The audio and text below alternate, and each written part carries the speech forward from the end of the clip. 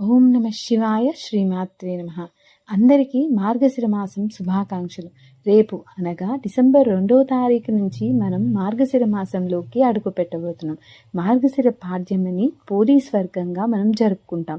ఈ రోజున కార్తీక మాసం నెల రోజును జరుపుకోలేని వాళ్ళు 33 ఒత్తులు వేసి నదిలో దీపాలని వదులుతారు. ఇలా చేయడం ద్వారా కార్తీక మాసం నెల రోజులు పూజ చేసిన ఫలితం కలుగుతుందని పోలీస్ వర్గానికి వెళ్ళిన రోజుగా కూడా చెప్తారు. లక్ష్మీనారాయణులకి ఎంతో అత్యంత ప్రీతికరమైన మాసం ఈ మార్గశిర మాసం. మార్గశిర మాసంలో లక్ష్మీ వారాలు అంటే గురువారం రోజున చేసే లక్ష్మీ పూజకు చాలా విశిష్టమైందని చెబుతారు. మార్గశిర మాసంలో అనేక పర్వదినాలు వస్తూ ఉంటాయి. ఈ మార్గశిర మాసంలో ఉపవాస దీక్షలు సకల శుభాలని కలిగచేస్తుంది అని చెబుతారు.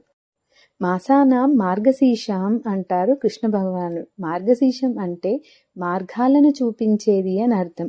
మార్గశిర మాసంలోనే కార్తికేయుడు, కాలభైరవుడు, దత్తాత్రేయుడు లాంటి వారు జన్మించినట్లుగా మన పురాణం. ఈ మాసంలో లక్ష్మీనారాయణులని తులసితో ఆరాధిస్తే విశేషమైన ఫలితాలు ఉంటాయి అని చెబుతారు. ఈ మాసంలో వచ్చే గురువారాలలో మహాలక్ష్మిని పూజిస్తే ఆయు ఆరోగ్యాలు, సిరి సంపదలు వృద్ధి చెందుతాయని చెబుతారు.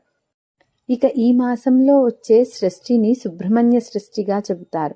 ఈ మాసంలో జరుపుకునే అష్టమిని కాలభైరవష్టమిగా, ఈ మాసంలో వచ్చే ఏకాదశిని గీతా జయంతిగా జరుపుకుంటారు.